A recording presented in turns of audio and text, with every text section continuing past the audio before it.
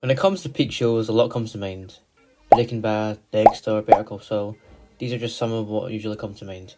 But when it comes to animated shows, there is one clear answer, and that is none other than Invincible. Invincible is literally the definition of peak animated show. As of 2025, it's had 3 seasons and 1 spin-off. All 3 have also received critical acclaim. The main premise of the show is teenage Mark Grayson, as he discovers the superpowers inherited from his powerful super father Omni-Man. The rest is history.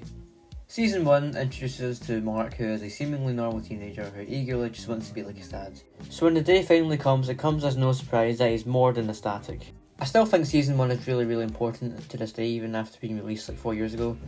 It just really introduced many of the show's main important characters like Mark, Omni-Man, Debbie, Eve, Explode, Duplicate and Cecil. And these are all characters that we still see to this day actually, so they do play a big part in the story, and this is where they all came from, the first season, which is where we got to know them, find out who they are, and just get used to the characters, you know, so that's why it's really important. There's also, of course, Alan the Alien, who's a goated character in the show, W character, probably my favourite character of the show, if I'm being honest. And the Molar twins, the big blue guys, who actually, for some reason, appeared in like every season. They're just like little side villain characters that just... They aren't like the strongest by any means, but they're just there. Just probably solely for comedic purposes. And season 1 is still honestly one of my favourite seasons because of how simple it is, its story. It just makes for a fantastic season, you know. Great action, characters all set in the first season is just a big thumbs up.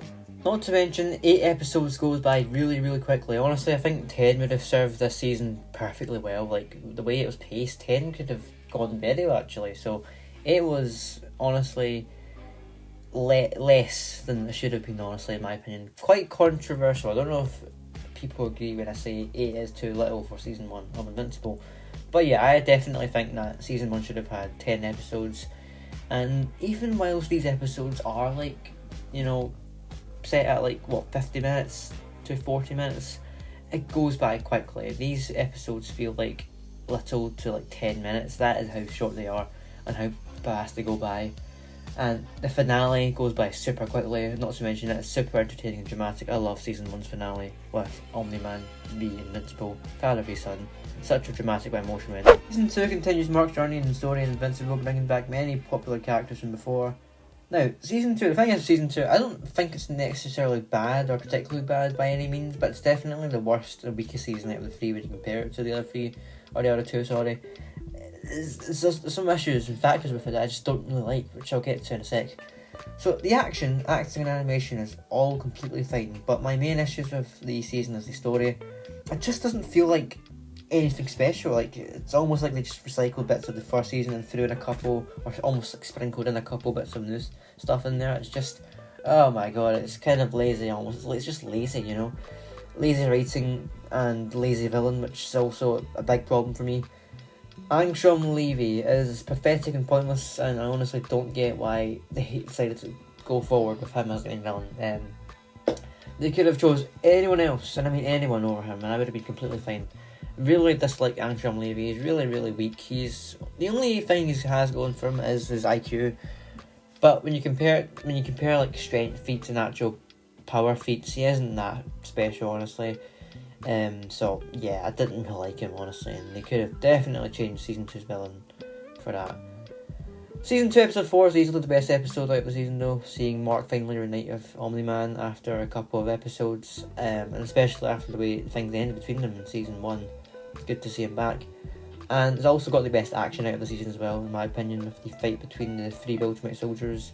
Very entertaining fight, and it's actually quite a cliffhanger as well, I suppose, with the reveal of Nolan having another kid on another planet, which we soon come to know as Oliver, Mark's brother.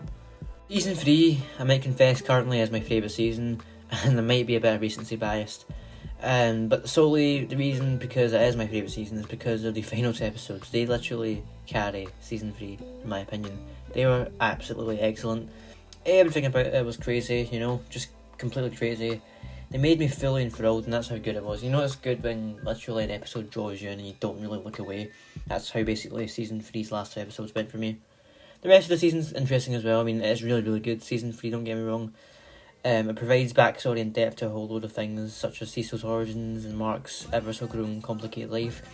It's funny how you compare Season 3 Mark to Season 1 Mark. Season 1 Mark had it easy. He thought being a superhero was super easy. Well, you compare Season 3 Mark, then I think it's a big contrast and difference.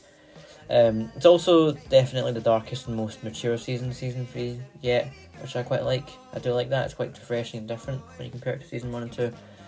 And it also introduces Mark's newest suit, of course, the blue suit replacing the iconic blue and yellow one. The new suit looks really, really good actually, and I'm honestly still stuck between whether I actually prefer it over the original suit or this one more. And I also love the episode in episode 7, of course, where the Mark variants, the Invincible variants, attacked Earth, which is very hilarious actually, very funny, and I just love how everything nowadays is multiverse centered, which that's the same for like Marvel, DC, I'm sure now Invincible have done it, so that's pretty funny I find.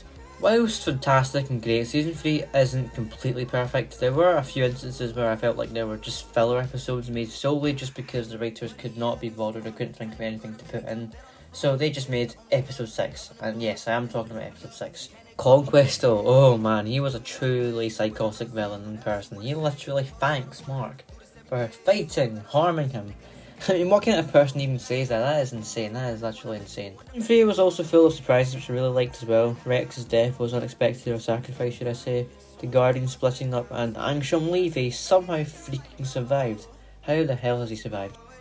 I'm still asking and questioning how he... I mean, it is explained how he survived with the, cyborg robotic surgeon thingies that rescued him. But still, there's no way after what Mark did to him in Season 2's finale that he managed to survive. That just doesn't make any sense, honestly. So, yeah. But anyway, it's clear to say after all this, Invincible is a really, really great show, and I've expressed how much I really like it and how it's one of my favourite shows, and probably my favourite animated show. I know there was a big contender for that last year, which was Hitmonkey, and also I really do like Hitmonkey. This probably beats it, just solely because of its charisma and charm. Everything about Invincible is great, as I said, the action, the design, the style, it's all really, really enjoyable.